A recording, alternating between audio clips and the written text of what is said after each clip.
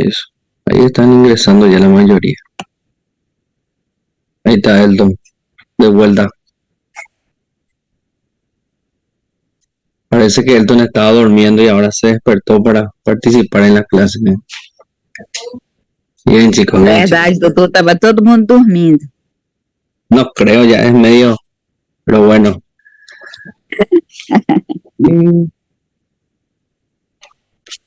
A ver, este tiene opción, el Zoom tiene opción para grabar, ¿verdad? Miramos aquí. Grabar, pausar, detener grabación, detener, pausar. Está grabando, creo. ¿Sí? ¿Cómo estás? Está grabando. Tranquilo. Bien, ahora voy a compartirle aquí.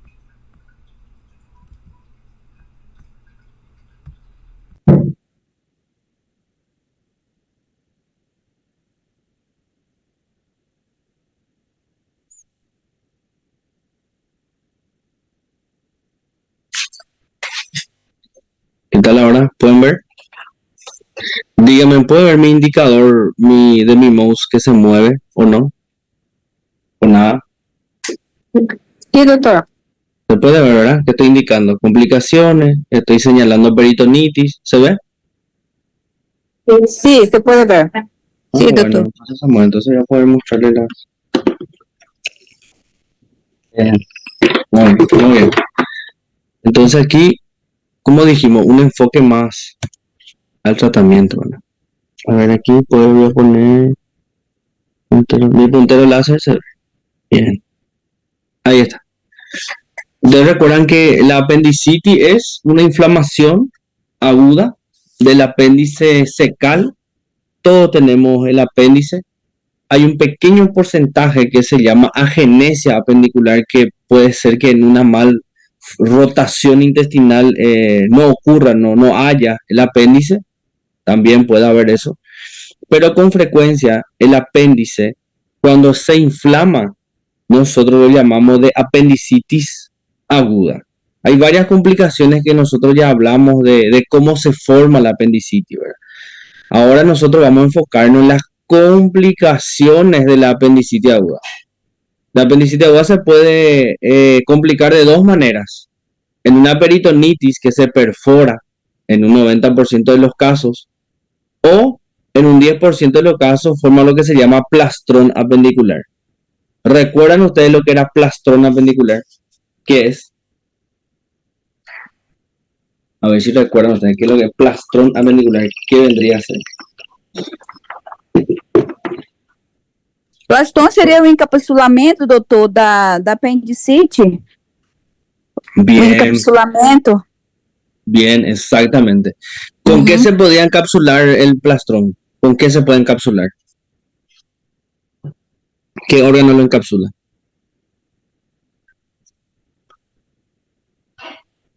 O EpiPen ou não? Bien, el epiplón mayor. Puede ser también las asas intestinales, todo lo que está cerca lo puede emplastronar, exactamente. Pero en un 10% de los casos nada más. Pero suele haber en los hospitales siempre un paciente con un plastrón apendicular. Que después cada uno de ellos tiene sus complicaciones también, ¿verdad? Bien, ¿y peritonitis qué es? ¿Qué es la peritonitis? É inflamação do peritônio? ¿Por De qué se tudo. inflama? ¿Por qué se inflama?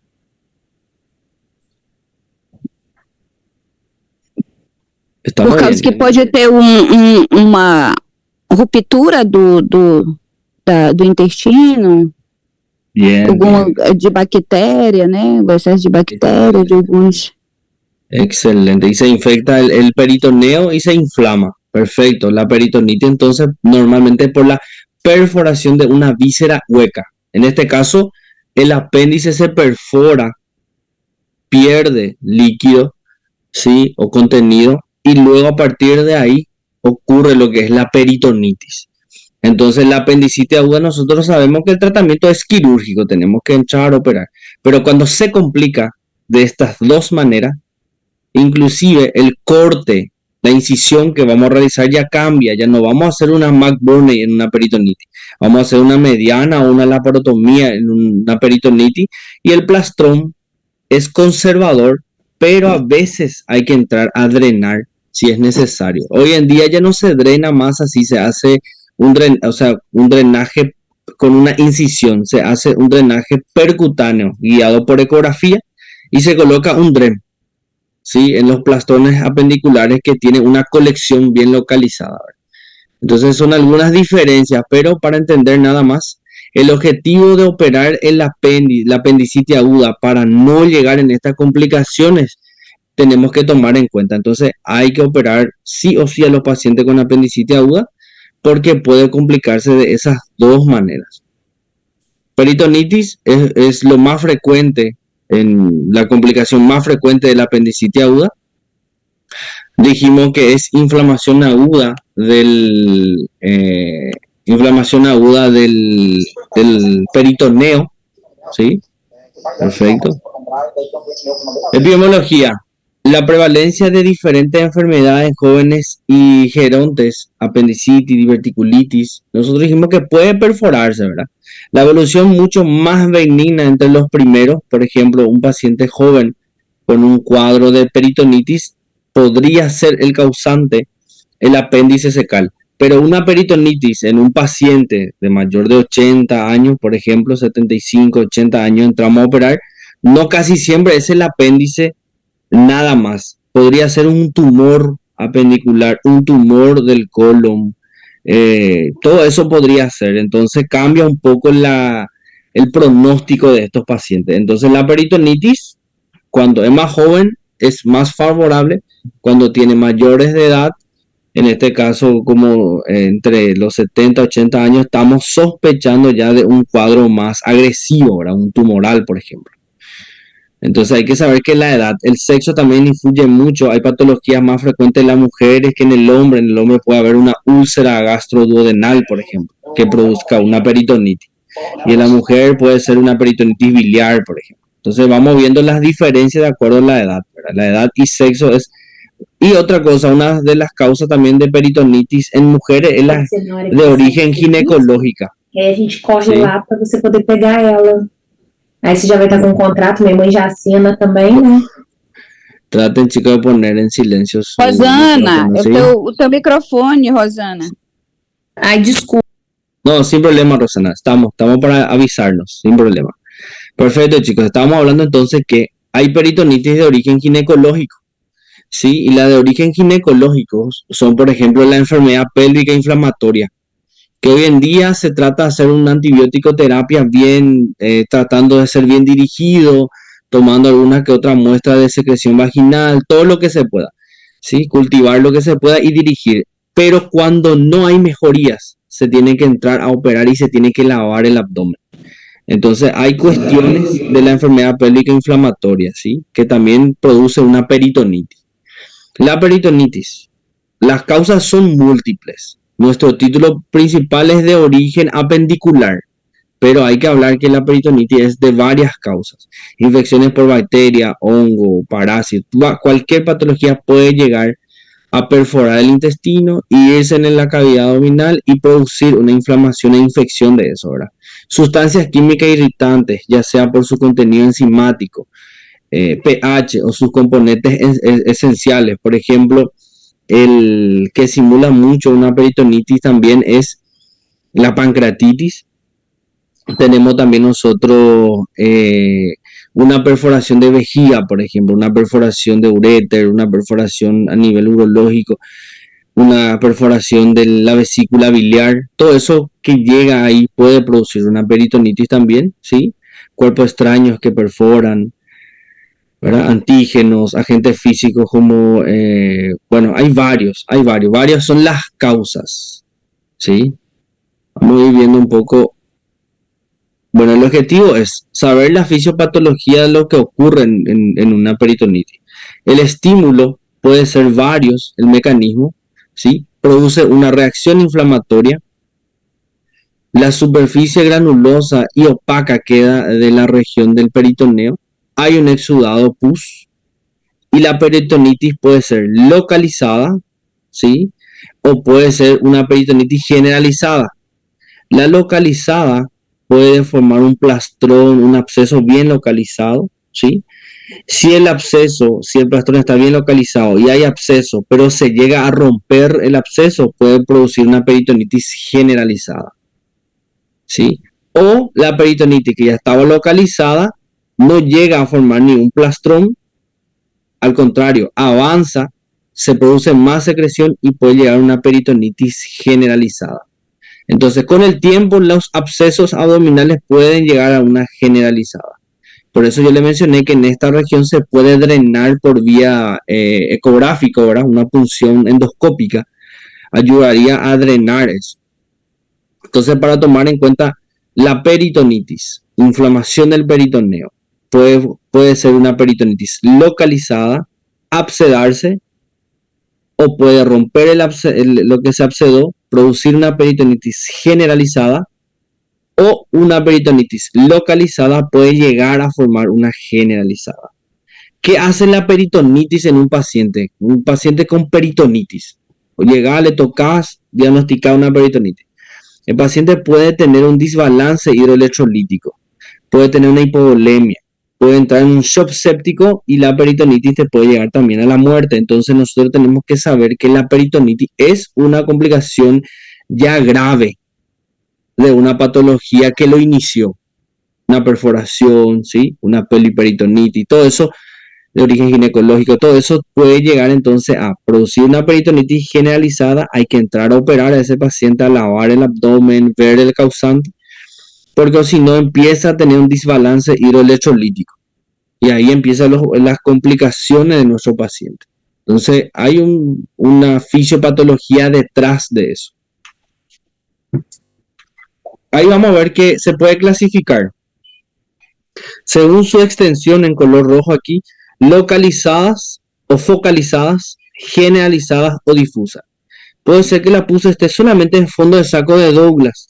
Yo seco nada más, aspiro, ¿sí? No hay secreción en otra parte del abdomen, entonces vos solucionás la parte de la peritonitis localizada. Pero cuando es generalizada hay que abrir todo el abdomen y lavar entre los espacios, entre los intestinos, entre el parieto cólico, arriba del hígado, debajo, detrás del vaso. Todo eso hay que entrar a lavar todo el abdomen, aspirar, secar bien, lavar hasta que el suero salga un color ya cristalino de la cavidad abdominal. Entonces cambia bastante el tratamiento en los pacientes con peritonitis localizada y una peritonitis generalizada. Por su evolución puede ser agudas o crónicas, ¿sí? Por el inicio de acción de su agente causal puede ser peritonitis primaria, secundaria y una peritonitis que es conocida como peritonitis terciaria. La peritonitis primaria no causa, o sea, de no causa intraabdominal.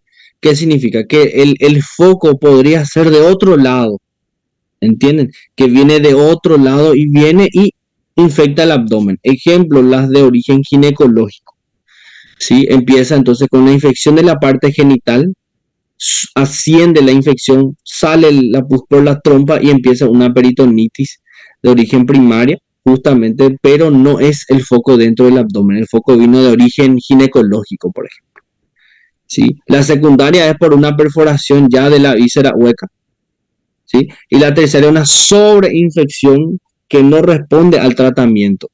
Vos le reoperaste 2 veces, le lavaste el abdomen y vuelve a hacer otra peritonitis, ya es considerada una peritonitis terciaria ya, ¿verdad? Entonces, para dejar un poco ajustado la clasificación, puede ser por el inicio, o sea, dónde ocurre, de dónde se originó, si es aguda o crónica, si su extensión fue localizada o generalizada, y por su agente causal, puede ser sépticas o asépticas. Vamos a ver que algunos pueden estar infectados, por ejemplo, puede ser una peritonitis química, una perforación de la vejiga, por ejemplo. Normalmente la vejiga, la orina es estéril, entonces puede producir también una peritonitis química por eso, ¿verdad? Entonces, para tomar en cuenta, se puede clasificar de diferentes maneras la peritonitis. Acá vamos a ir definiendo un poco. La peritonitis secundaria o polimicrobiana es una infección difusa de la cavidad abdominal que tiene como origen la perforación o justamente era la permeación de una víscera abdominal, causada por la entrada de bacterias o enzimas en el peritoneo proveniente del tracto gastrointestinal o biliar. Recuerden, la peritonitis secundaria es por una perforación de una víscera hueca, ¿sí? En este caso, tracto gastrointestinal o biliar, una perforación de la vesícula biliar también. Normalmente las perforaciones de vía biliar, de la vesícula biliar, son pacientes con diabetes, ¿sí? Que donde afecta la microcirculación y necrosis de la pared y se perfora. Acá tenemos perforación de una úlcera gastroduodenal, ruptura apendicular o de un divertículo del colon, ruptura intestinal por una injuria también puede ser. De repente tenemos lo que se llama el infarto mesenterio, ¿verdad? Y eso también puede ser una de las causantes. Entonces, la peritonitis secundaria o polimicrobiana es considerado por perforación de una víscera hueca.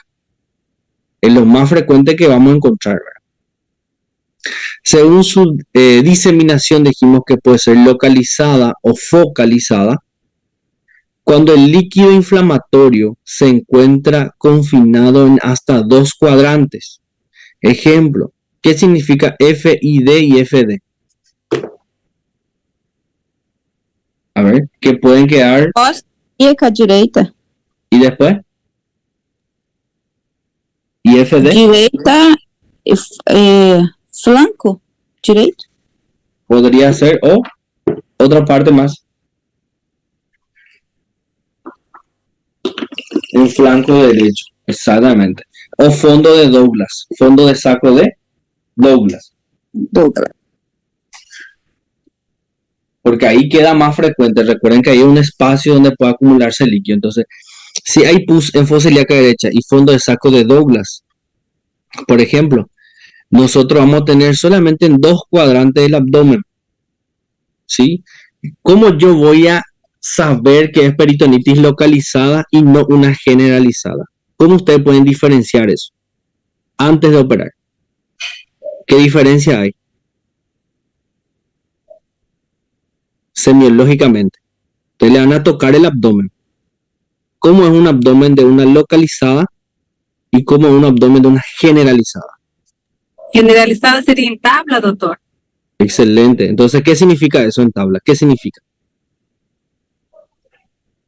Que todo, la pared, Toda parede está infeccionada, inflamada. ¿y cómo se traduce?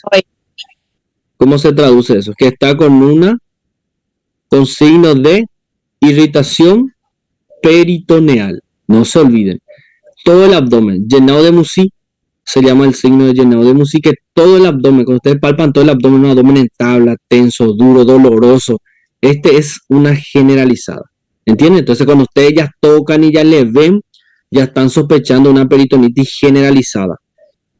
Y después, la localizada es, por ejemplo, que ustedes palpen todo en mi abdomen superior, no duele, pero todo en mi abdomen inferior duele, por ejemplo. Ahí estamos sospechando ya nosotros de una peritonitis localizada, ¿verdad? Pero es difícil diagnosticar entre una localizada y una generalizada muchas veces porque nosotros no sabemos cómo está adentro, la cantidad de líquido, la cantidad donde va a estar.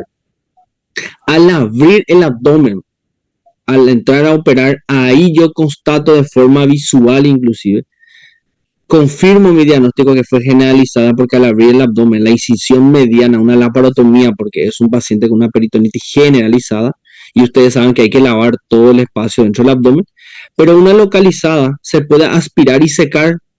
Entonces, lo que yo suelo hacer en las incisiones son las incisiones, por ejemplo, de McBurney. Entramos, sacamos el apéndice y vemos pus en Douglas y ahí en fosa ilíaca derecha. Y cuando yo agarro mi gasa para secar un poco más en lo profundo en las otras cavidades, viene la gasa seca. Significa que no hay pus en las otras cavidades y se queda solamente como una peritonitis localizada. ¿Entienden? Porque si yo mando suero en una incisión de McBurney, mando suero para lavar en fondo de saco de Douglas, voy a diseminar. ¿Entienden? Voy a esparcir, voy a distribuir toda esa pus que estaba localizada con mi suero y va a ir en todo el abdomen. Y ahí sí se transforma en una generalizada después, ¿verdad? Entonces la idea que ustedes entiendan es que una generalidad, lo que es generalidad, por ejemplo, la peritonitis que de forma general de todo el abdomen yo tengo que lavar. En cambio, una localizada yo puedo aspirar y secar. Entonces, eso viene la diferencia entre ambos en el tratamiento también, ¿sí? Pero la gran diferencia, como ustedes dijeron, es tocar el abdomen y doler todo el abdomen, generalizada, y localizada es cuando yo veo que es mi abdomen inferior nada más. Pero para que sea localizada, si ustedes pueden contar, dice solamente fosa ilíaca derecha y Douglas. Significa que solamente 2 lugares para que sea localizada. Para que sea generalizada tiene que pasar 1, 2, 3 cuadrantes en adelante. Y ahí yo hablo de generalizada y tengo que entrar a lavar eso. ¿Entienden? Yo ya no voy a tener que cerrar mi incisión de McBurney y abrir una mediana. Vamos a dejar 2 cicatrices, pero vamos a solucionar el verdadero problema de nuestro paciente. ¿Entienden? Porque a veces no es tan sencillo, ¿verdad? Pero les explico que es así. Todos los cuadrantes del abdomen a partir de 3 cuadrantes en adelante, ¿sí? Y vamos a lavar todo eso. Cuando el líquido inflamatorio compromete más de 2 cuadrantes, ¿qué significa? Fosa ilíaca derecha, Douglas, y de repente Morrison, interácea, todo eso tiene líquido libre, entonces nosotros tenemos que lavar todo el abdomen y pasa a ser de una peritonitis localizada a una peritonitis generalizada. Pero eso es intraoperatorio, recuerden que es intraoperatorio. Tenemos las asépticas causadas por líquidos irritantes como jugos gástricos, bilis, sangre, jugo pancreático y orina. ¿Qué produce ello? Produce una peritonitis aséptica, ¿sí? Ahora, las sépticas causadas por bacterias, aerobio, E. coli, las que están en color rojo, chicos, son los más frecuentes. E. coli, ¿sí? Después tenemos Proteus, Enterococo, hay varios, anaerobio, de origen ginecológico, todos esos son causantes sépticos. Y los asépticos, recuerden que van a ser jugo gástrico, bilis, sangre, jugo pancreático y orina, son los que producen los 2 tipos de peritonitis. ¿Sí?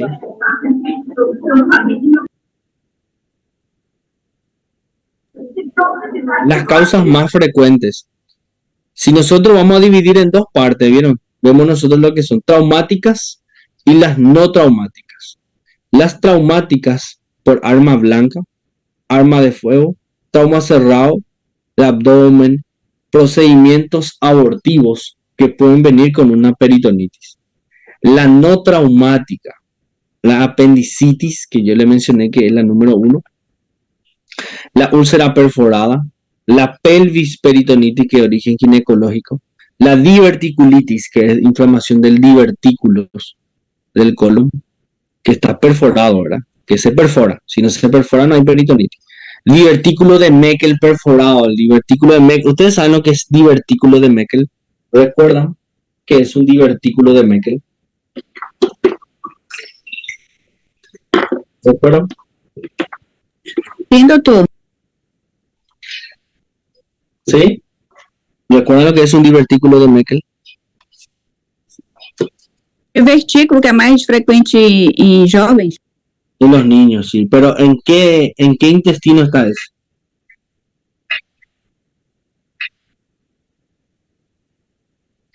Grosso. Sí. No. El divertículo colónico es en el grueso, que es múltiples. El divertículo de Meckel es solamente uno y está en el intestino del... No intestino delgado. Intestino delgado. Y la otra pregunta es, si es en el intestino delgado, ¿es en el borde mesentérico o en el borde antimesentérico? El divertículo de Meckel es un divertículo, un resto ónfalo-mesentérico del embrión que se queda en el borde Mesentérico. Antimesentérico. excelente. Mesentérico. Sí, es un resto embriológico ónfalo-mesentérico del embrión que se ubica en el borde antimesentérico. Excelente, en el borde antimesentérico. Entonces ahí nosotros vamos a ver que hay solamente uno en el intestino delgado Ahora, ¿en qué parte con frecuencia vamos a encontrar si el intestino delgado mide como 2-3 metros aproximadamente? ¿Cómo yo voy a saber, voy a encontrar eso? Yo lo que voy a hacer es, desde la válvula ileocecal, yo voy a empezar a contar el intestino por cada 10 centímetros. Y vamos a ir contando 10, 20, 30, 40, 50, hasta 100. Entre 80 a 100 centímetros. Desde la válvula ileocecal, yo voy a contar para tratar de observar en el borde antimesentérico si llego a constatar un divertículo de Meckel. Normalmente entre 80 hasta 100 centímetros puedo encontrar. ¿Puedo buscar más? Podés continuar todo sin problema, pero normalmente hasta ese nivel vamos a encontrar. Después ya casi no vamos a encontrar más o no hay. Entonces es un resto embriológico ónfalo-mesentérico del embrión que sí existe en el borde antimesentérico. Ya operé. Ya encontré en niños, ya encontré en un adulto. Hay divertículos solitarios también del intestino, pero le explico que sí hay y puede también perforarse porque es como un apéndice que se perfora también. Entonces, para tomar en cuenta, existe también el divertículo de Meckel. ¿Cómo yo constato eso con un estudio? Normalmente en la cirugía es un hallazgo casual dentro de una cirugía y puede ser el causante principal también, que se confunde como una apendicitis. Entonces no es tan sencillo el diagnóstico, pero el tratamiento es lo mismo. La diferencia es que el divertículo hay que cortar el intestino delgado, hay que sacar ese segmento y volver a suturar. La cirugía cambia ahí, es más compleja, ¿verdad? Cáncer de colon perforado, oclusión intestinal perforada, todo eso puede causar peritonitis, ¿sí? Las no traumáticas y luego tenemos las traumáticas. ¿Cuál es la clínica de una peritonitis? Dolor abdominal, comienzo súbito en los casos de las perforaciones de víscera hueca, comienzo más gradual en lesiones no perforadas y en ciertos casos postquirúrgicos, ¿verdad? La peritonitis es consecuencia de otra enfermedad previa. Eso es lo que usted tiene que tener en mente. La peritonitis es justamente consecuencia de otra enfermedad previa. Ejemplos clásicos tenemos apendicitis, tenemos por un trauma, ya sea abdomen, traumatismo penetrante de abdomen por arma blanca o arma de fuego, o un traumatismo cerrado por un accidente, y de diverticulitis perforadas, un divertículo colónico perforado, ¿sí? Los síntomas acompañantes, además del dolor abdominal, náuseas y vómitos, fiebre, distensión abdominal, inapetencia, porque no tiene hambre, porque el intestino está paralizado. ¿Por qué se paralizó el intestino? Porque hay líquido libre. Toda serosa en contacto con una musculatura se paraliza. Entonces el intestino forma un ilion paralítico y hay signos de deshidratación. La deshidratación lleva a la fiebre, también la infección llega a la fiebre. Entonces el paciente se deshidrata por la cantidad de líquido que también va perdiendo intraabdominalmente. Entonces es un paciente ya complejo. El examen físico. Vamos a ver las facies. Vos le mirás la cara y vas a decir, está pálida, dolorosa, puede estar histérica, hipocrática, mucosas secas. Signos vitales. Puede haber una hipotensión, una taquicardia, una taquipnea y fiebre. ¿Qué significa hipotensión, chicos? Hipotensión, dice. ¿Qué podrías? Presión baja. Presión baja. Como que, por ejemplo, ¿a qué valor yo voy a decir que está hipotenso? ¿Por debajo de qué valor? 90. Abajo de 100, 90. Bien. ¿Y taquicardia?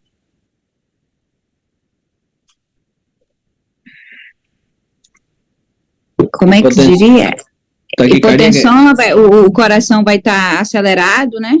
mayor a cuánto Aceleração nosotros. cardíaca. Bien, Vai aceleración estar maior que cardíaca. 100. Mayor que 100. ¿Y taquipnea qué es? Taquipnea é respiração. Respiração. Mayor a cuánto? A 22, a 24 Maior a 24. respiraciones. Exactamente, algunos llega hasta 30 inclusive, ¿verdad?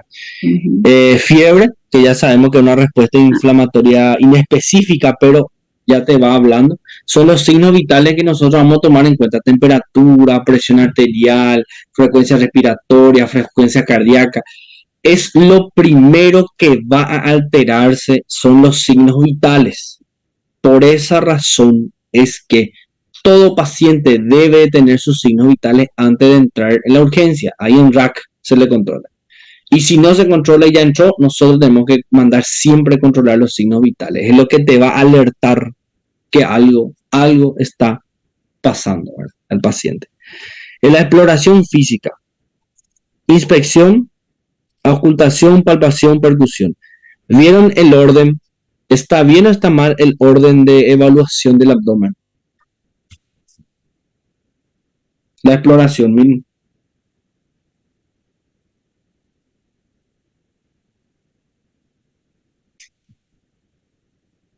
Está bem.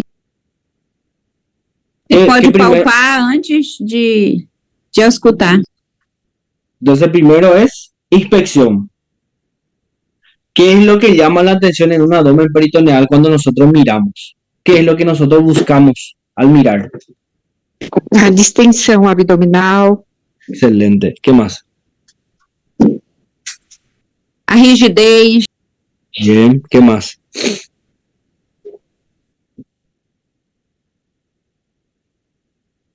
En la inspección nosotros miramos todo eso: color, circulación colateral, asimetría, que é a osimetría. expansividade, Bien. El ombligo, ¿cómo tiene que estar el ombligo?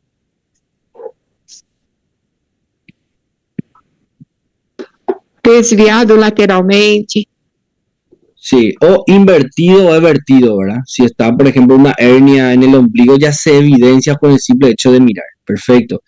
Circulación colateral, color, bueno, miran. Nosotros primero entonces observamos. Segundo, vamos a auscultar. ¿Qué es lo que nosotros auscultamos y por qué? En el abdomen. escutamos para ver se tem movimentos peristálticos. Muy bien, muy bien. Esos movimientos peristálticos, ¿cómo yo interpreto la cantidad? Se eles estão abolidos ou não, o senhor quer dizer? Si están abolidos, si tienen ruidos o no. Ese es uno. Perfecto. Otro, la cantidad.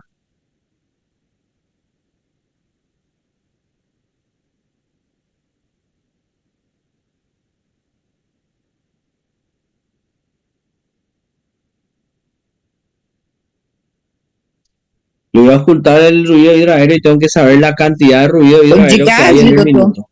Sí, los ruidos, así mismo. Vos ponés tu estetoscopio, auscultar el abdomen y tenés que saber la cantidad de ruido que hace el peristaltismo en un se minuto. estão diminuídos, se estão aumentados ou se estão abolidos. Excelente. ¿Y cuál es el parámetro para vos hablar de cada uno de ellos? ¿Cuánto es la cantidad? Vos vas a auscultar y vas a escuchar la cantidad de ruidos que hace en un minuto. ¿Cuánto es lo normal? ¿Cuánto es lo que significa que está aumentado? ¿Cuánto yo considero disminuido? Y abolido es que no tiene luego ruido.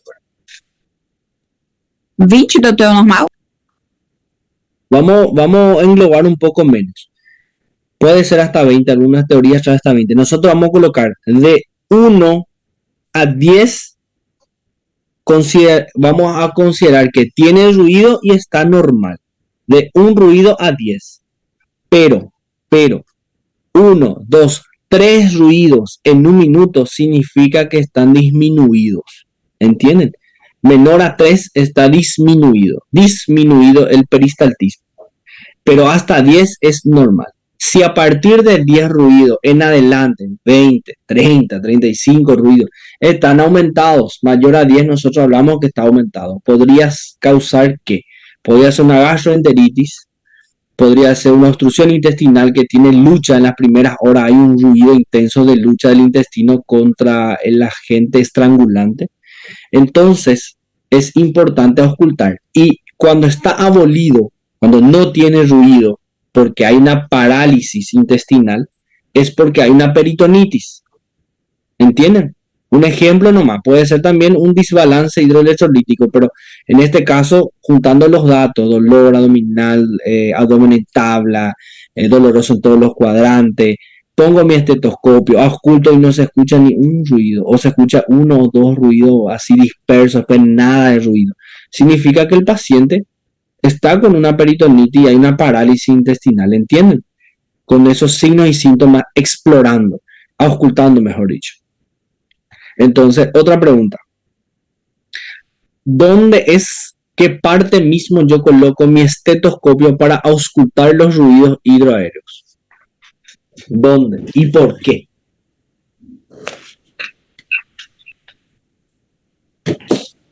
¿Dónde yo coloco mi estetoscopio? Nas paredes abdominais, laterais. Sí, pero está bien, vamos a ocultar todo el abdomen, pero hay una parte específica, doctora, bien específica, donde vos colocás y decís, aquí yo voy a ocultar mejor para poder cuantificar qué parte mismo del abdomen. Os dois lados dividindo a linha média. Después, Da região epigástrica? vamos a hablar de cuadrantes. De los 9 cuadrantes, ¿en cuál cuadrante ustedes ocultarían mejor los ruidos? Da região hipogástrica, é isso? Hipogástrica es abajo, ¿verdad? Epicôndrio. Mesogástrica, na También. mesogástrica. Bien. ¿Por qué mesogástrica? La región del ombligo, ¿por qué? Porque ahí están más concentrados el intestino delgado. Y el intestino delgado es el que hace más ruido, chicos.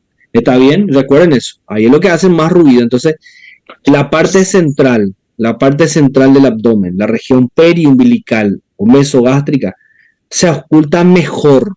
En todos se pueden ocultar. Yo le dije que en todos, pero mejor aún es en la región periumbilical, la periferia del ombligo, ¿sí? O hay un cuadrante donde encontramos la válvula iliocecal en la transición del intestino delgado con el intestino grueso en el ciego. Está la válvula iliocecal y eso sería en fosa ilíaca Derecha. Bien, chicos, en fosa ilíaca derecha. Exactamente, ese pensamiento. Entonces, yo cuando voy a ocultar un abdomen y voy a controlar en un minuto, yo voy a ocultar región periumbilical y fosa ilíaca derecha, específicamente ahí. ¿Por qué? Porque trato de ocultar mejor ahí. Vamos a pensar que está distendido y es líquido abdominal, difícilmente vamos a ocultar en los otros cuadrantes. Entonces, esos son los dos cuadrantes más frecuentes, más fácil, mejor para poder ocultar. En todos podemos ocultar, pero el mejor lugar que van a ocultar es periumbilical y fosa ilíaca derecha. Y ahí voy a agarrar mi reloj y voy a controlar en un minuto la cantidad de ruido. ¿Cómo es el ruido? Hace un ruido extenso. Termina un ruido. Ahí termina segundo ruido. Entonces, esos ruidos hidroaéreos que nosotros ocultamos, tenemos que concentrarnos lo máximo que podemos y ocultamos bien la cantidad. Importa bastante la cantidad, importa si hay ruidos, si están aumentados o si están abolidos. Y así nosotros vamos a ir construyendo nuestra patología. Auscultação. Inspeção. Doutor, então é de 4, eu posso considerar normal de 4 a 10 ruídos, é isso? Excelente, excelente. Menor a eso Menor. está disminuido. Uhum.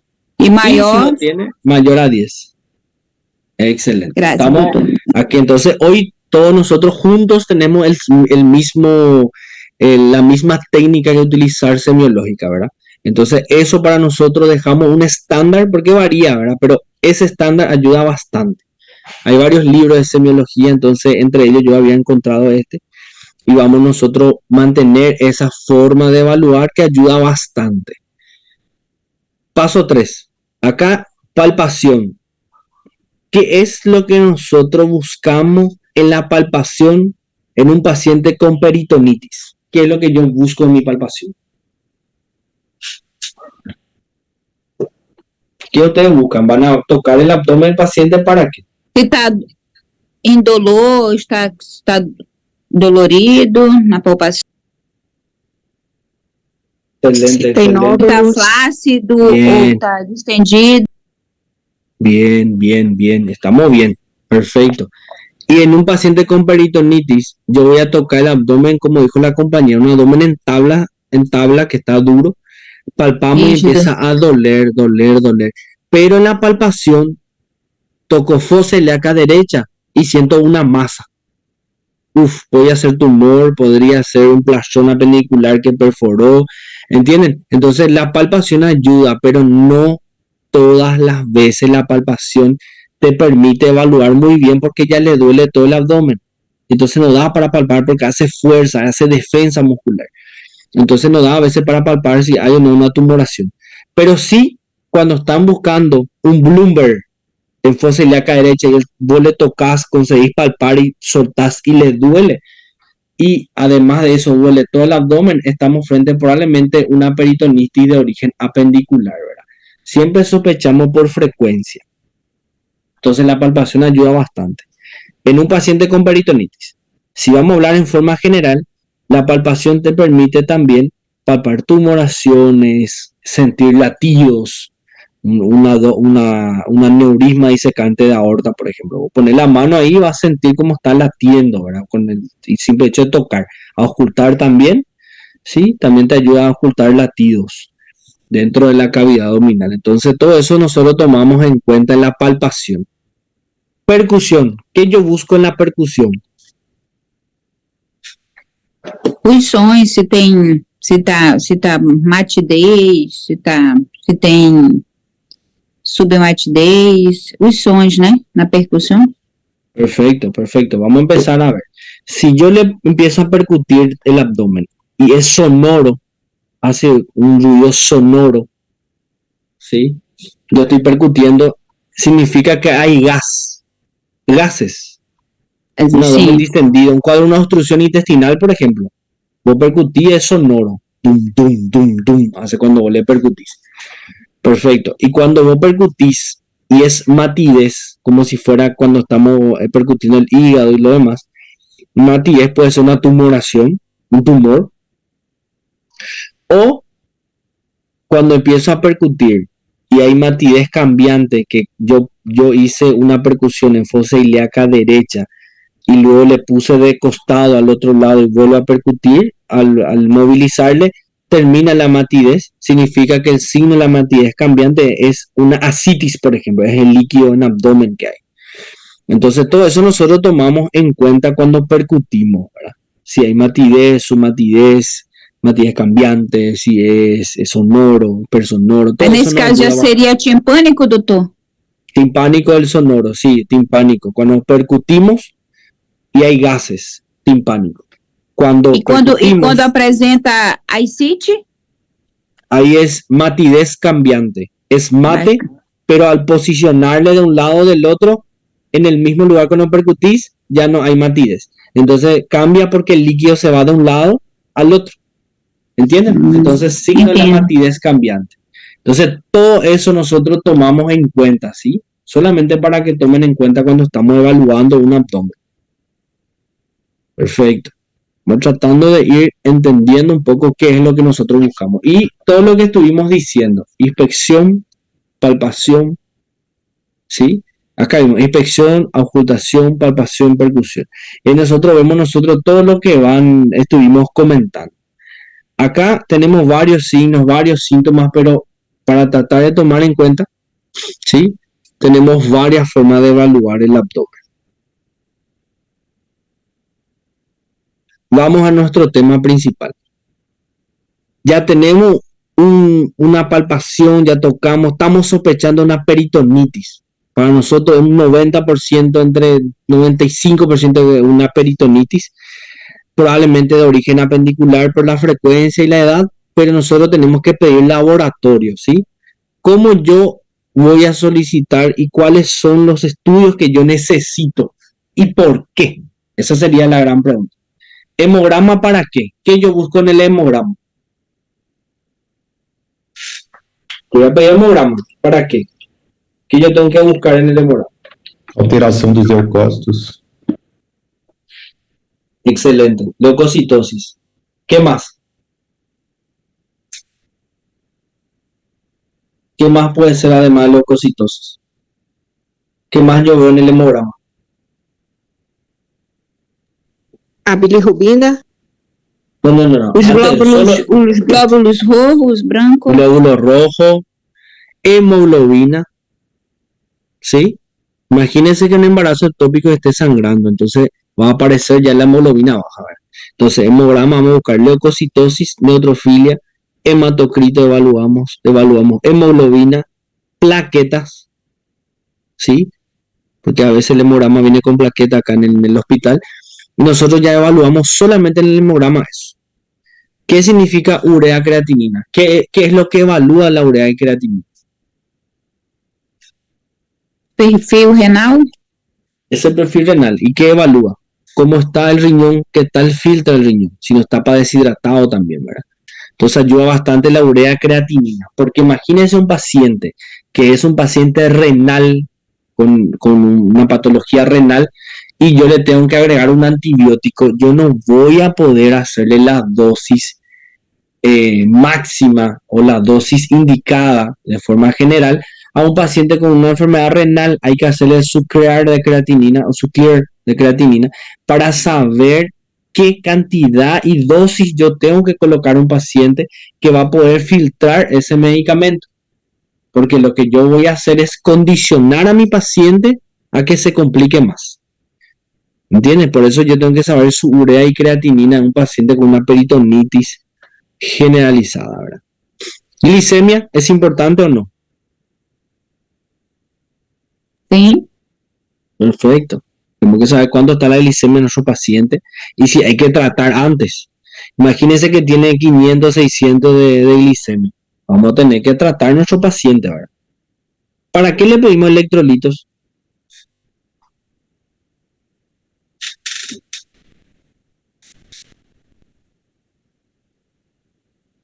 Para saber como que tá o sódio, potássio, né? Para saber como é que tá. Se não tem Una desidratação. disminución, claro. Uhum. Pero ¿por qué pedimos electrolitos en una peritonitis? Eso es lo que todo esto se pide en una peritonitis, ¿sí? ¿Por qué pedimos? Porque dentro de la cavidad abdominal el líquido que se va perdiendo se pierde electrolitos. ¿Entienden? Y yo voy a entrar a lavar el abdomen, voy a lavar ese abdomen y se pierde más aún. Entonces mi paciente tiene que tener, ¿sí?, su ionograma o su electrolito controlados. ¿Está bien? Fazer reposição, né, doutor? Claro, para ver si está en condiciones y todo está bien. La gasometría arterial por el paciente va a estar hiperventilando, viendo cómo está, a ver si hay que corregir. ¿Y por qué beta HCG? En mujeres fértiles por si sospechemos de un embarazo ectópico que estuvimos hablando. Coagulograma, porque vamos a entrar a operar, ver cómo está su estado de coagulación o si hay que pasarle al paciente, por ejemplo, media hora antes, una hora antes, plasma, por ejemplo, o hay que pasarle plaqueta, o, ¿entienden? Para corregir, para poder operarle. Y la tipificación sanguínea, ¿verdad? Por si sea necesario. Entonces, todo esto, graben en su mente. Un paciente con peritonitis, todo esto yo debo de pedir. Si es mujer, beta HCG. Después el resto, ¿verdad? Patograma, bilirrubina, si yo sospecho de otras patologías. Pero esto de aquí es para una peritonitis, que nosotros ya tocamos el abdomen, ya estamos enfocados en eso. ¿Qué imágenes nosotros pedimos? Los estudios de imágenes solo se piden en caso de duda en el diagnóstico. El diagnóstico clínico de la peritonitis en la gran mayoría es bien concluyente. Entonces ya saben. Pero si pedimos ecografía abdominal es que se puede ver presencia de líquido libre en el espacio peritoneal. La radiografía simple de abdomen, presencia de dilatación de algunas vísceras, aumento de sus paredes, presencia del aire en el espacio peritoneal, un cuadro obstructivo, por ejemplo. En el radiografía simple de tórax, signo de Poupart o patologías torácicas, por ejemplo, una neumonía, ¿verdad? un derrame pleural puede verse. Y el signo de Poupart, ¿recuerdan lo que era el signo de Poupart? Cuando se perfora el intestino o una úlcera gastroduodenal, los gases van hacia arriba, hacia el diafragma, debajo del diafragma y encima del hígado, y da una imagen de neumoperitoneo. Y eso es por radiografía, es Sí. Poupart, signo de Poupart. Y Joubert es semiología en mente, ¿verdad? Con el dedo al percutir hay sonoridad en ese espacio. Entonces el Poupart ya te está indicando que hay una perforación. Si yo le pido una radiografía porque estoy sospechando de estas patologías y veo esa imagen, probablemente sea una úlcera gastroduodenal perforada o una víscera perforada. Y eso confirma más aún que tengo que entrar a operar a mi paciente. Si le pedimos una tomografía de abdomen, si hay líquido, colecciones, inclusive hasta neumoperitoneo se puede ver.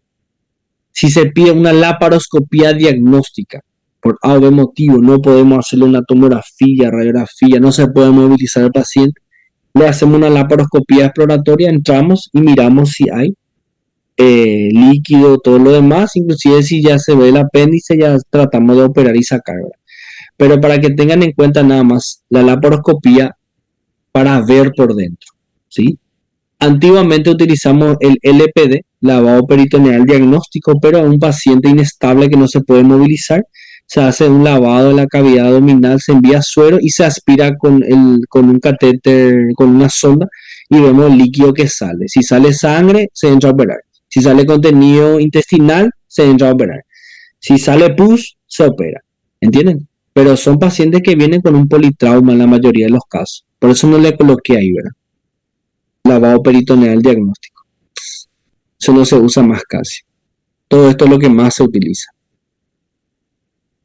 ¿Qué hacer una vez que nosotros ya habremos diagnosticado de peritonitis? ¿Qué es lo que primero hay que hacer? Primero hay que preguntarnos, ¿hay que operar? ¿Se operan los pacientes con peritonitis? Nosotros sabemos que sí se operan. Pero para poder operar, debo de estabilizar al paciente. ¿Qué significa estabilizar al paciente? A ver, ¿qué significa eso?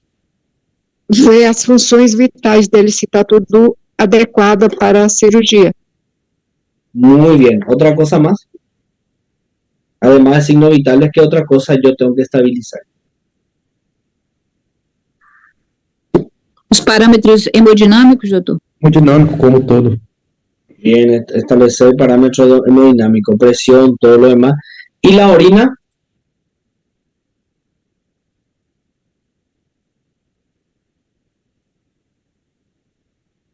Hay que ver si el paciente orina y si está orinando sabe el ritmo diurético.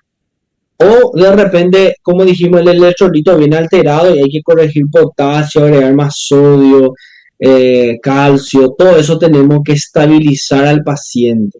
Si el paciente está, por ejemplo, con un pico hipertensivo, tenemos que disminuir, o está hipotenso, hay que cargar más, controlar el ritmo diurético, todo eso. El mayor problema sistémico inicial de la peritonitis es la deshidratación. Entonces yo tengo que hidratar a mi paciente.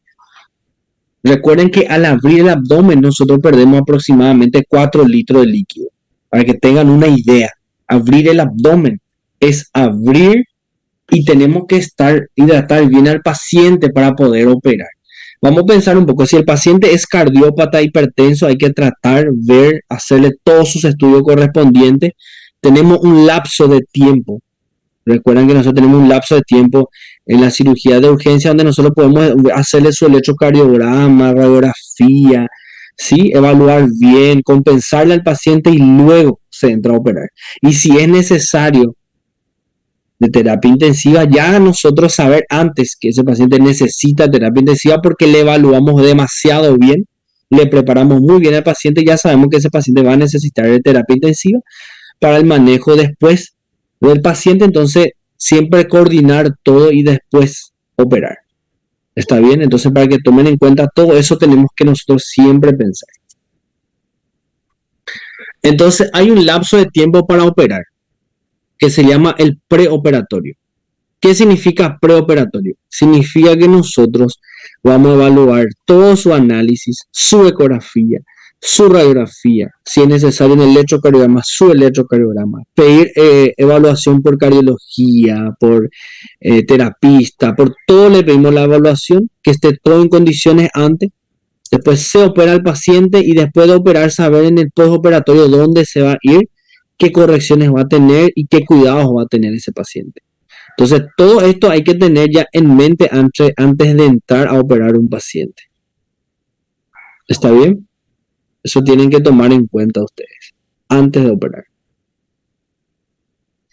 En un preoperatorio de una peritonitis, tenemos que hidratar enérgicamente con suero fisiológico, ¿sí?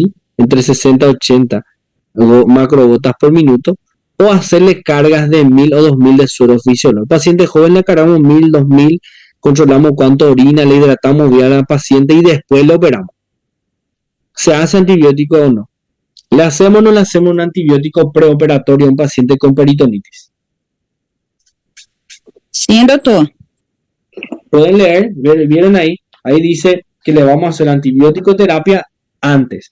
Pero si ya es una peritonitis, miren el tipo de antibiótico que nosotros vamos a utilizar. Vamos a hacerle preoperatorio cefotaxima, metro, ¿sí? Podemos hacerle ciprofloxacino más metronidazol o ampigentammetro. Repito otra vez.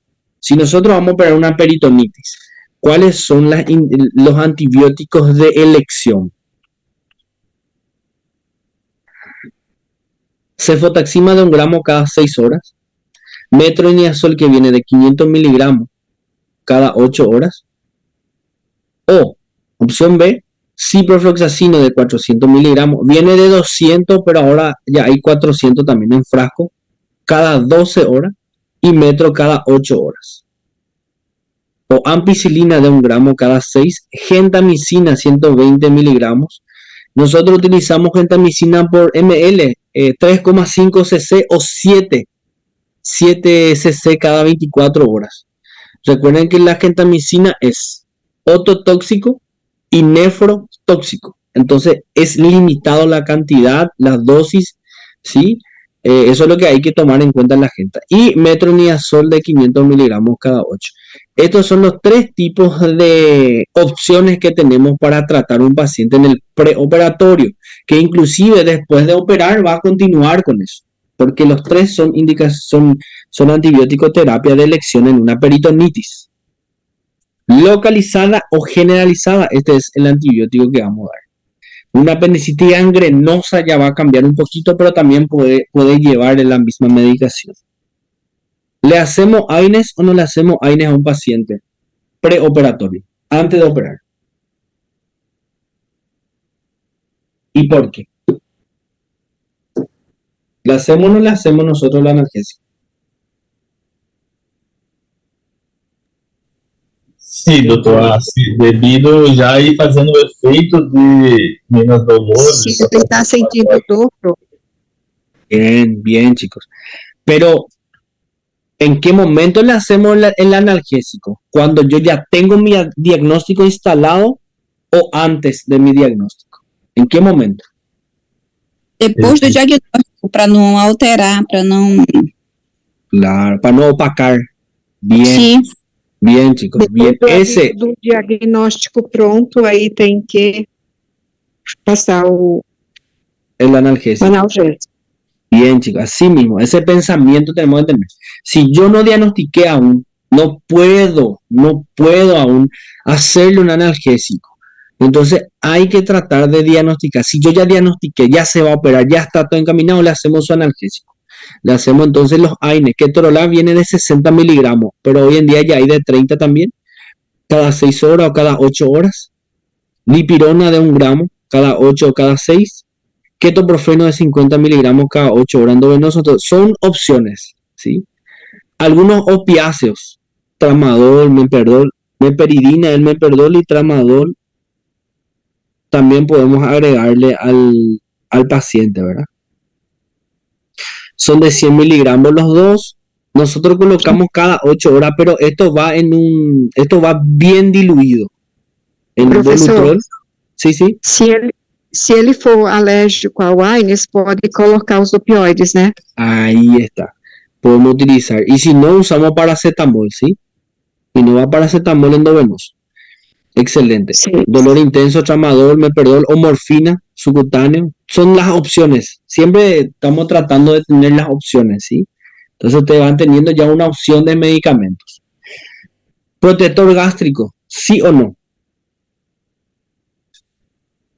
¿Por qué le vamos a hacer protector gástrico a un paciente con una peritonitis? Por causa das medicações. Dos usos dos antibióticos, medicamentos. Excelente. ¿Y qué más? El paciente no va a comer, va a tener mucha acidez, ¿sí? Por el hambre.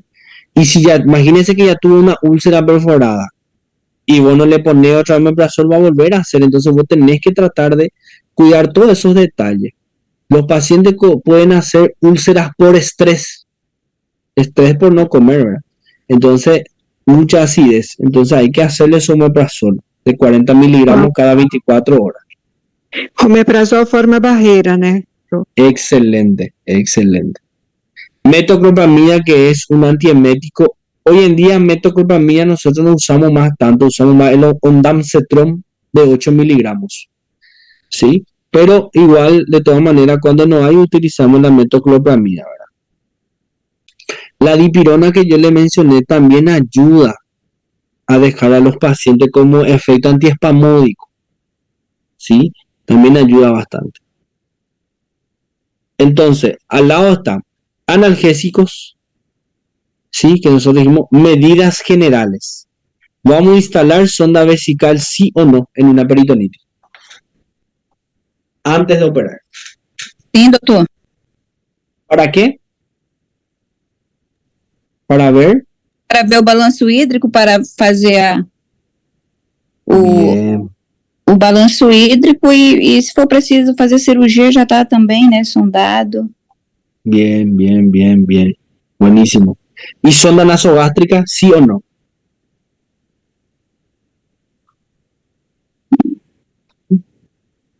Tenho dúvida. Sim, doutor, devido à importância de fazer uma descompressão, né? De gás. Sí. Que yo le mencioné que en la peritonitis el intestino se paraliza. Entonces el paciente puede tener vómitos. Entonces hay que sondarle una sonda nasogástrica, va a ayudar a un vaciamiento, ¿sí? Al control. Y cuando iniciemos tolerancia a vía oral, y si no mejora, nosotros continuamos con la sonda, ¿entiendes? Entonces ayuda. Toda peritonitis tiene que tener sonda vesical, sonda nasogástrica, balance hídrico estricto y nada vía oral. NBO es nada vía oral, no puede comer absolutamente nada hasta operar y ver qué se encuentra y después en el postoperatorio decidir qué hacer. ¿Está bien? Então, doutor, essa sonda aqui que foi instalada, nasogástrica, não é para alimentação, né? Podría ser también. Pero es lo que... Antes no. Nada por vía oral, né? Ah, por vía oral, tá. Nada por vía oral. Entonces nosotros vamos a instalar la sonda nasogástrica primero para descomprimir y vaciar, como dijo el compañero. Perfecto. Y después del postoperatorio vamos a decidir en qué momento utilizar la sonda.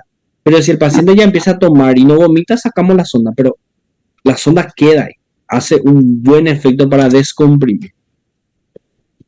Quando operar uma peritonitis? Doutor, eu tenho dúvida. Eu queria que o senhor voltasse lá o slide, porque eu fiquei com dúvida.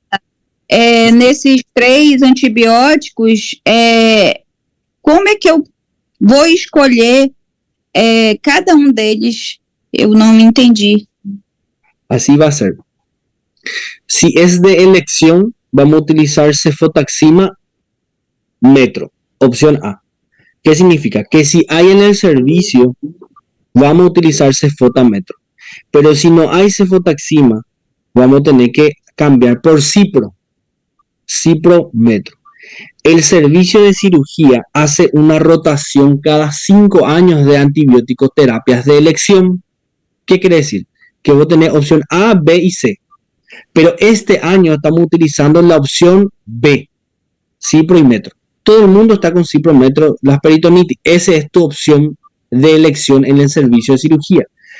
Pero cuando el paciente, después de 5 años, nosotros rotamos porque suelen hacer resistencia, cambiamos nosotros dentro de 3 a 5 años, el servicio cambia y la primera opción pasa a ampigenta metro, por ejemplo. Y otros 5 años después volvemos a cefotaxima metro.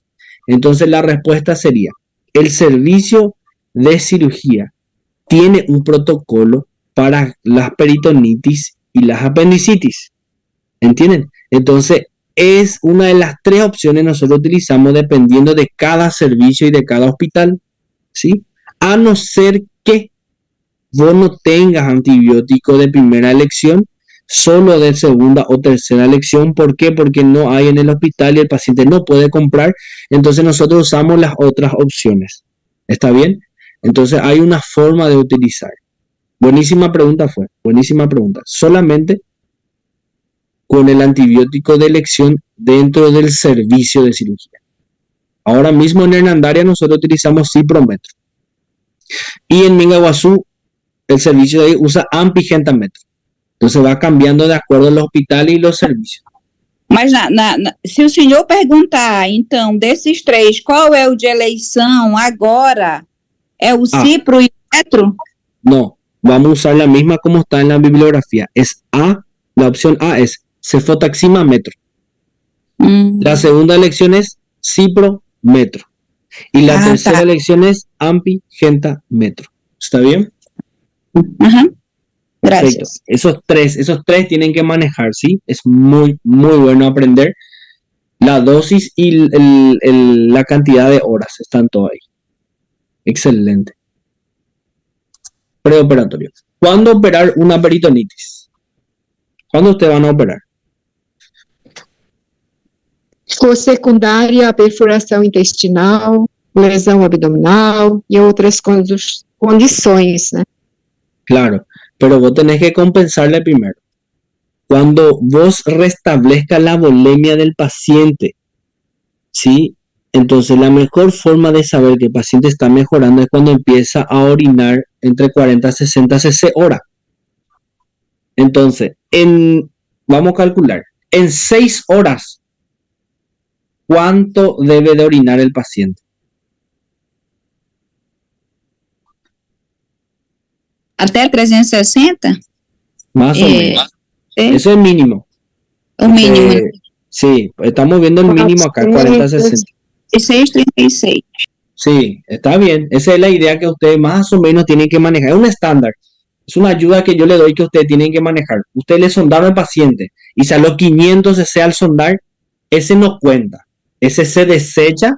Vos volvés a partir de que vos colocaste la sonda y salió medio litro de orina, 500 cc por ejemplo.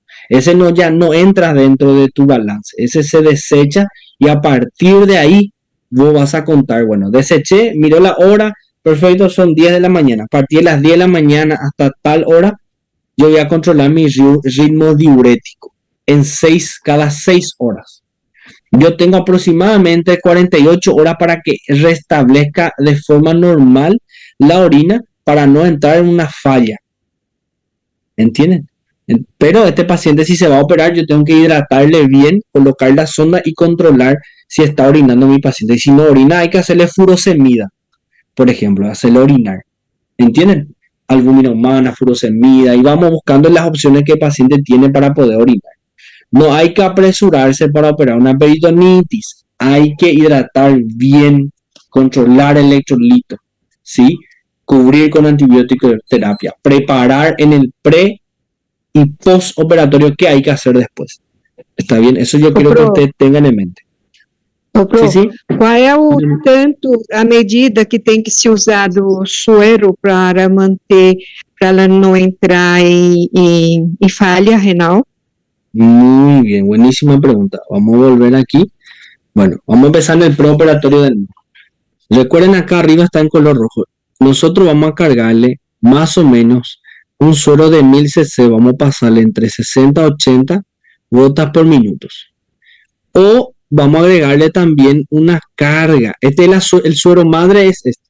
Pero yo le voy a cargar 1000 o 2000 cc para que pueda orinar mi paciente. Y ahí yo controlo cuánto orina mi paciente. Para que mi paciente no tenga una falla renal, vos tenés que tener aproximadamente el ritmo diurético que yo le mencioné aquí. Tenemos que tener entre 40 a 60 cc hora debe de orinar tu paciente. ¿Entiendes? Entonces yo le voy a cargar hasta 2000 cc de suero fisiológico, ¿sí? ¿Por qué 2000? Porque 1000 a 2000 le ayuda a hidratar, porque nosotros al operar perdemos casi 4 litros de más o menos 4 litros de líquido del abdomen. Entonces yo tengo que cargarle 2000 cc y ver cuánto orina mi paciente en 6 horas. Y esas 6 horas yo tengo que calcular cuánto orino. El parámetro es 40 a 60 cc hora, más o menos entre 400 a 600 cc o ml de orina tiene que tener en 6 horas. Eso significa que estás manteniendo un buen ritmo diurético y el paciente probablemente va a mejorar y no va a tener ninguna contraindicación con las medicaciones. ¿Está bien? Entonces yo voy a cargarle. La pregunta siguiente es, ¿yo tengo que cargarle a todo el mundo 1000 o 2000? Depende. ¿De qué depende eso? De mi orina, como dijimos. Depende si el paciente es cardiópata, ¿sí? Depende si el paciente es renal. Todo eso depende. Yo tengo que estudiarle bien a mi paciente. Si el paciente no tiene ninguna de esas condiciones, le puedo cargarle hasta 1000 o 2000 cc de suero fisiológico antes de operarle.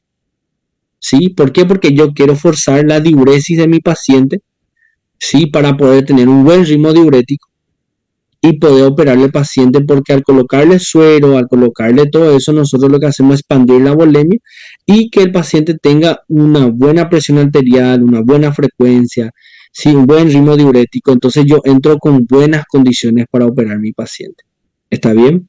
No se olviden, 40, 60 cc hora para controlar el ritmo diurético en 6 horas. ¿Sí? Cada 6 horas nosotros controlamos. Perfecto. ¿Cuál es la técnica que nosotros utilizamos para operar? Ahí vemos la imagen, ¿ven? ¿Cómo se llama esta incisión? Desde la apófisis sifoides, una incisión mediana,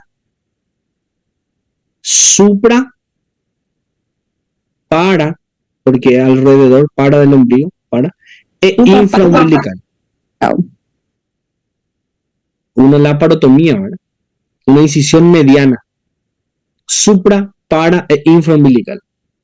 Ahí tenemos acá, dice, una incisión supra, para, infraumbilical. Mayor apertura, mejor visualización de la cavidad abdominal, mejor lavado. Lavado mínimo, ¿cuánto es un lavado mínimo? Con 5000 cc de suero fisiológico. 5000 cc parece, son 5 sueros, ¿sí? Cada suero trae 1000. Entonces, 1000, 2000, 3000, 4000, 5000. 5 sueros fisiológicos vamos a utilizar. El suero fisiológico tiene que ser frío, caliente o tibio. Tibio creo que es morno, ¿verdad? En portugués, morno. ¿Cómo tiene que ser el suero para lavar la mano? Morno. ¿Por qué morno, no frío y no caliente?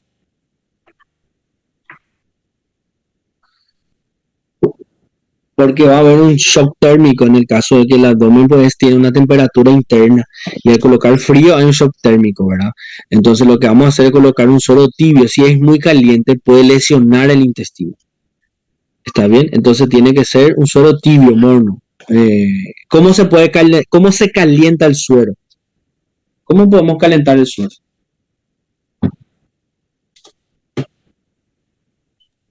Deixar ele em temperatura ambiente, né? Antes de já preparar isso daí, não deixar ele em nenhum outro lugar, no caso. E se hace 3 graus... Doutor, na Sim. instituição que eu trabalho, usa aquecer em micro-ondas. Agitação. Por agitação. Todo está funcionando bien. ¿Qué más? ¿Cómo? Baño de agua María. Isso. Bien, baño de agua María. Podemos utilizar microondas, como dice. Algunos no usan mucho microondas porque produce no sé qué, pero bueno, también se puede utilizar. Baño de agua María dijimos, y también en temperatura ambiente está bien, pero la temperatura ambiente, el problema en temperatura ambiente es que a veces hace frío, entonces no vamos a poder utilizar. Pero es una buena opción la que dijiste, pero la mayoría, el 99,9% de los casos, hay que entibiar el suero. Entonces, baña agua María o a veces algunos utilizan el microondas, ¿verdad? Microondas dependiendo qué tipo de suero, si en sachet, suero en frasco de plástico resistente, hay que sacarle tal cosa, tiene su forma, ¿verdad? Pero la respuesta sería, se usa suero fisiológico, 5000 cc mínimo, ¿verdad? Puede ser más suero inclusive si es necesario, tibio, y hay que entibiar para utilizar. Nunca muy caliente y nunca frío. ¿Está bien? ¿Qué significa inventario de cavidad? Inventario de cavidad, dice. Essa aí eu não sei, Pro. Inventario es controlar la cavidad. Yo cuando abro el abdomen y yo ya resolví el problema que es de la perforación, yo tengo que hacer un inventario. Revisar todo. Yo ya estoy ahí. Tengo que revisar todo. Miro todo. Miro el hígado, reviso estómago, vaso, colon, palpo, veo, lavo, observo intestino centímetro por centímetro. Yo ya estoy en la cavidad abdominal. ¿Cómo? Uma exploração dos órgãos? Sí, así mismo. Eso se llama inventario de cavidad, explorar los órganos. Porque a veces hay hallazgos casuales.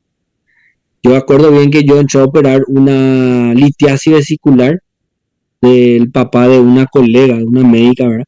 Y lo operamos por abierta, no quería por la laparoscopía, entonces operamos abierta. Al operar abierta yo estaba separando ahí con la mano, colocando la compresa y sentí una tumoración por el colon que venía por mi mano. Agarré, toqué, sentí una tumoración grande ahí. Entonces le dije, bueno, no voy a tocar, voy a pedirle su colonoscopía. Después que operé todo, sacamos la litiasis, todo salió bien la cirugía, yo hablé con el paciente y mi colega, ¿verdad? Le dije, mira doctora, yo toqué el ángulo hepático de tu papá y sentí una tumoración. No da para biopsiar ahí, tiene que ser por dentro, una colonoscopía. ¿Por qué? Porque al tocar podés diseminar, le expliqué bien.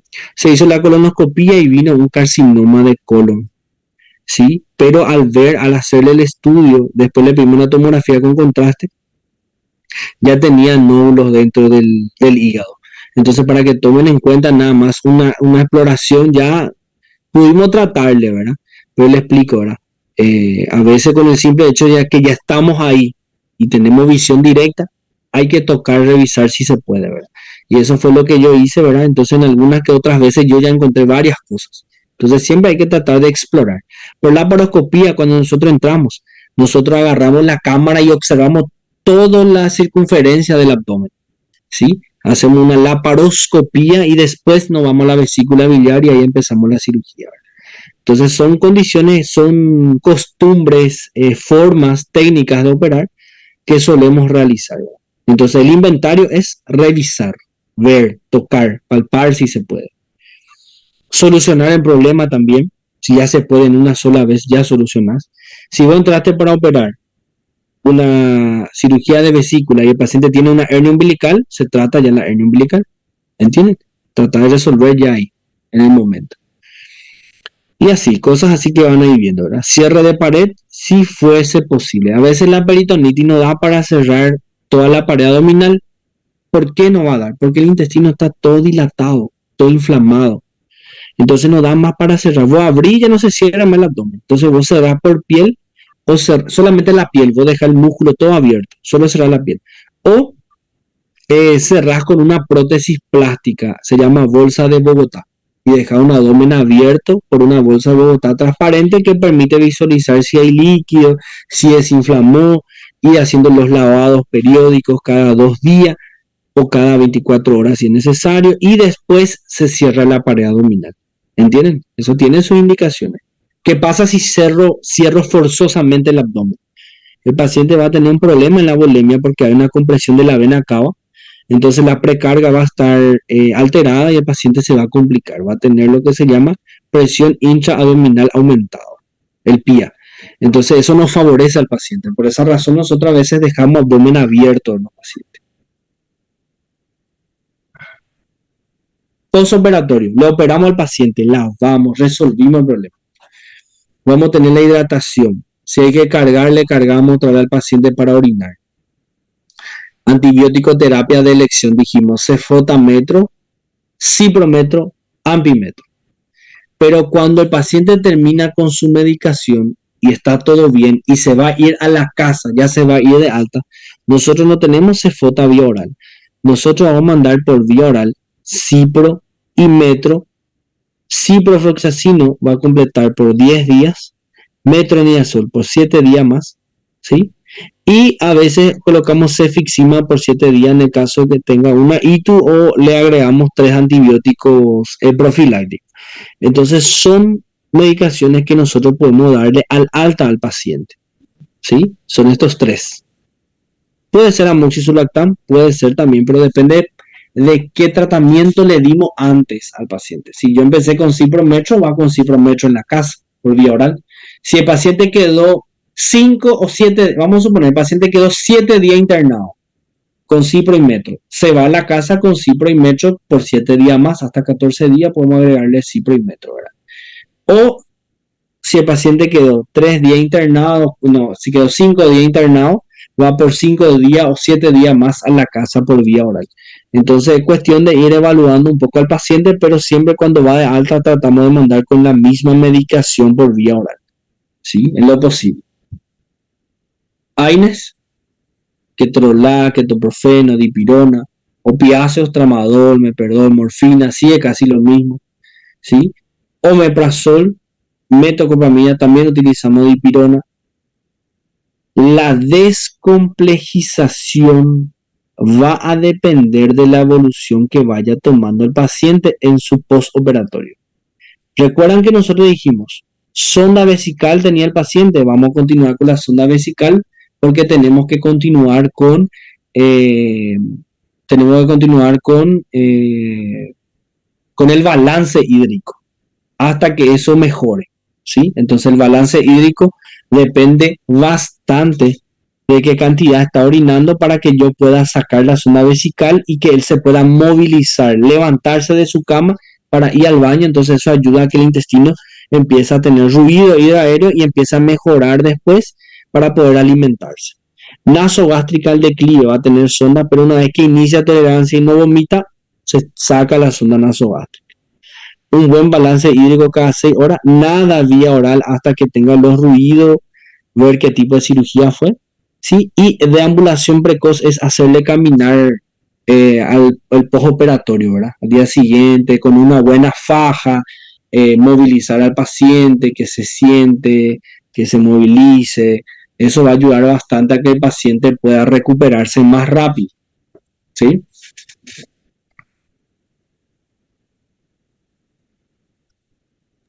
Doutor, Te escucho. fiquei com uma dúvida. Assim, o senhor falou que tem cirurgias que você não fecha os músculos, só no caso a pele. Sim. Como é que eu faço para que esse paciente possa deambular? Não tem risco de ele deambular só com essa cirugía? Excelente, buenísima pregunta. Los pacientes a veces en esas condiciones van a terapia intensiva, ¿verdad? Pero si van a sala y están en condiciones, hay una faja que se llama la faja de Montgomery. Faja de Montgomery es una faja de tela de jeans. ¿Se entiende jeans, verdad? No sé si en portugués jeans es lo mismo. Y se hace una faja de jeans, pero no elástico, ese jeans antiguo, duro, resistente. Y eso se hace la faja de ellos. Y después, primero una faja de goma y luego la faja de jeans, y ahí recién se va a movilizar el paciente. ¿Está bien? Se usa una faja de Montgomery, pero tiene su tiempo. Si el paciente está intubado, está en terapia intensiva, abdomen abierto, no va a poder deambular, ¿sí? Vamos a tener que hasta cerrar el abdomen y que mejore. Pero si el paciente pasa a sala, en algunas veces pasa a sala así, cuando se recupera, nosotros le mandamos comprar la faja de Montgomery o se manda a preparar una faja de Montgomery que es de jeans. Y ese no se distiende y lo mantiene bien fijo en la pared. Hasta que se pueda operar y podamos restablecer todo, ¿sí? Sim, agora. Então, ele vai para UTI, né, doutor? Depois é Sí, que Bárbara, sí, faz a se va. cirurgia, depois que tiver va. mais em condições, é que fecha, né? É isso, né? Exactamente, exactamente. Muy bien, muy bien, muy bien. Complicaciones de la peritonitis. Escucho. Sobre a parte do antibiótico, que é 5 dias, isso é o protocolo que tem no Paraguai, os pacientes sempre vai ser protocolado, o paciente vai ser administrado esses antibióticos por 5 dias no hospital, ou isso é um parâmetro que em 24 horas você pode ter alta e dar continuidade aos medicamentos que vocês mencionou na alta? Ou tem que ficar por 5 dias? Excelente, buenísima pregunta.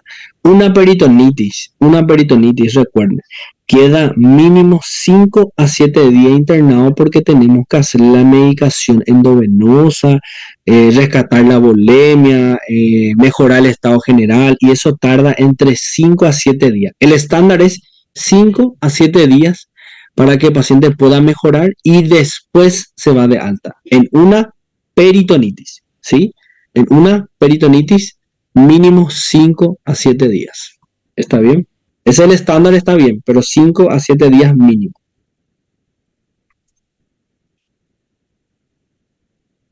¿Cuáles son las complicaciones de la peritonitis? Tenemos temprana. Paciente por cargarle mucho suero, no hace un buen balance, puede hacer una insuficiencia respiratoria. Si no le cargamos mucho, el paciente no orinaba bien, una insuficiencia renal. Una insuficiencia hepática por un shock séptico, una falla multiorgánica que puede ser transitoria antes de las 48 horas, donde nosotros tenemos que tratar de resolver todo esto de arriba para que no llegue a un fallo multiorgánico.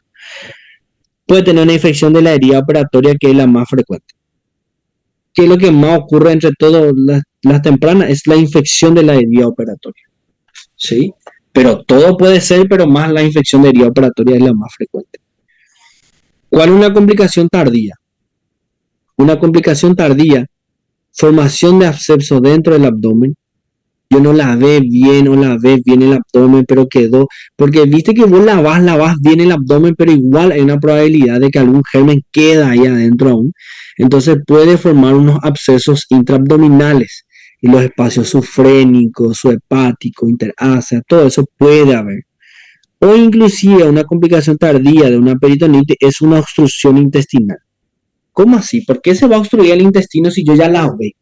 Porque puede cicatrizar las heridas y formar bridas, o se puede haber múltiple adherencia por la inflamación que hubo. Entonces el intestino se pega, se adhiere todo y forma una obstrucción intestinal por bridas y adherencias. ¿Entienden? Eso puede llegar a ocurrir, ¿sí? Eso puede llegar a ocurrir.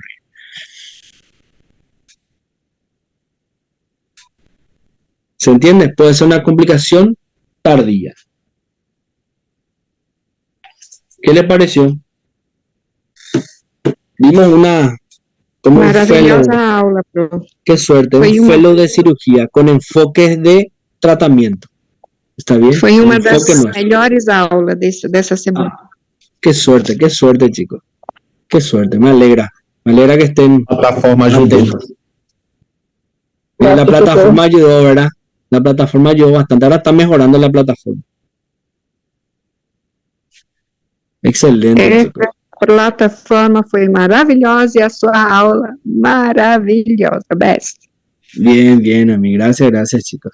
Gracias, profe. Buenas Vale, tardes. pues, hasta la próxima. Voy a estar pasándole las clases como siempre, va a estar en la plataforma. Tá bom, graças, Dale, doutor. chicos. Dale. Chau. Gracias, profe. A ustedes por escucharme.